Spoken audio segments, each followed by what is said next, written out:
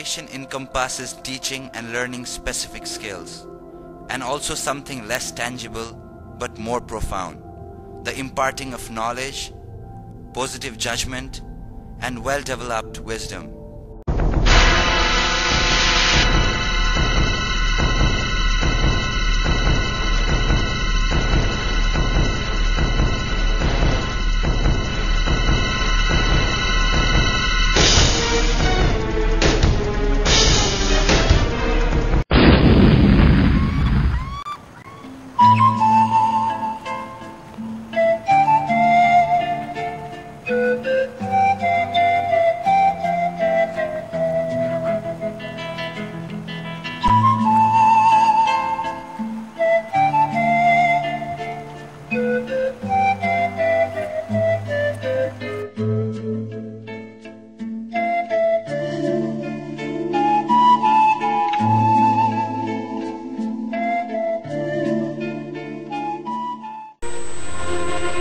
The world is moving at a tremendous rate.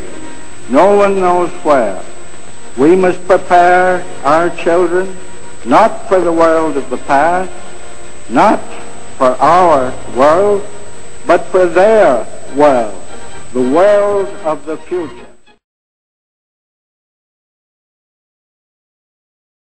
Well, I guess my first response would be it depends on how it's used.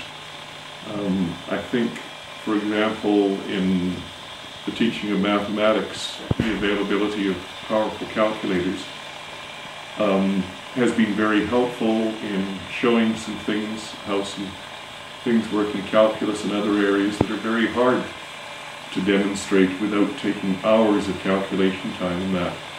So I think it's been a good advantage, but it's also, if it's used to do every simple little calculation, then people become incapable of doing simple arithmetic without their calculator, and that's a bad thing. So that's where technology can be good and technology can be bad. Education has, as one of its fundamental aspects, the imparting of culture from generation to generation.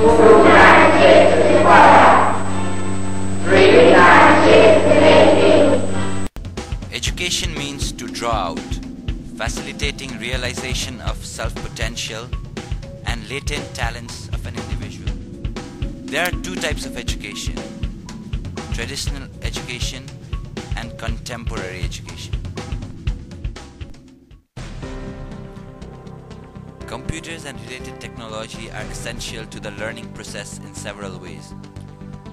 Clearly, technology enhances education and is becoming increasingly essential to learning.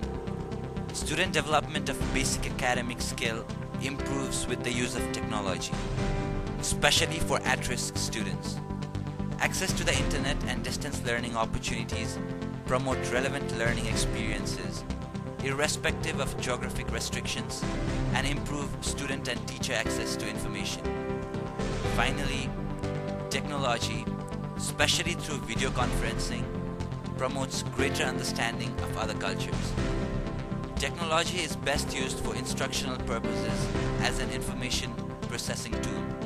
The use by students at all grade levels of real-world productivity software like word processors, databases, spreadsheets, presentation programs, multimedia authoring tools, email, video production equipment, digital reference materials, electronic indexes, and network search engines to complete complex.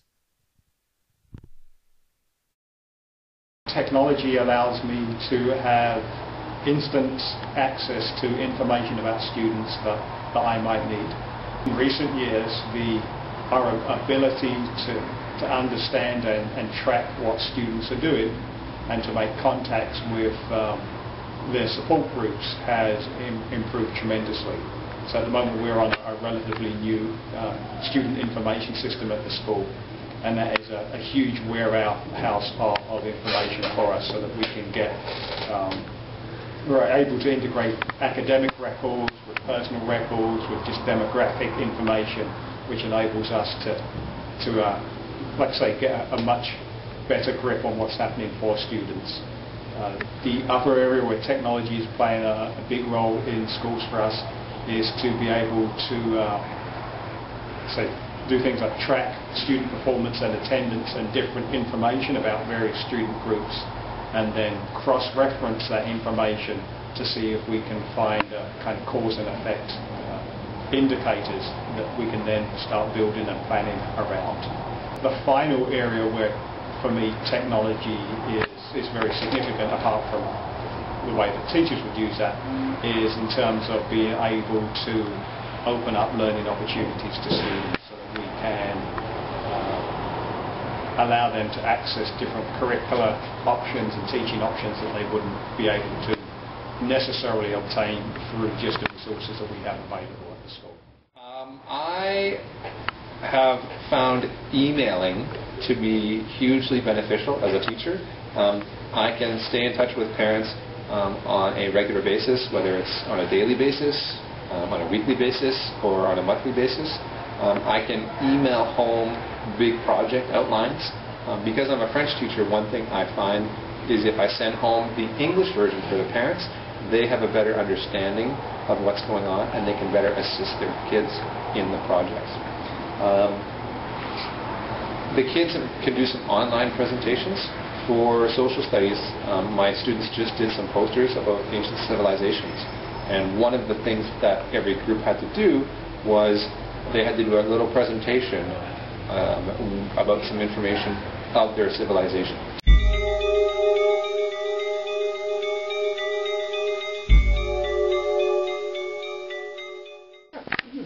I would say that Montessori's education is not necessarily traditional. Our children use a lot of hands-on materials. That's the basis of our education. So technology is quite different from that. The children need 3D concrete materials to help them with their learning. At the upper grades, they do a lot of research and practical presentations. We use technology as a tool, but not as the main program. And I think the things that the children do with the hands-on, with the presentations, with their research all over the place, that's what makes interesting education, not just doing it online. It has a number of hands-on aspects which allow children to see, feel, and touch the subjects they are studying. This kind of education makes students more active and energetic because they use tools, methods that they can share with others instead of digital education that makes them work individually. There's a lot of examples of using these tools, such as multiplication board, multiplication chains, units,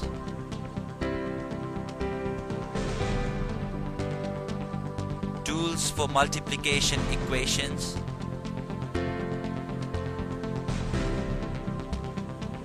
fraction tools, map puzzles, and grammar symbols to figure out the sentence arrangement.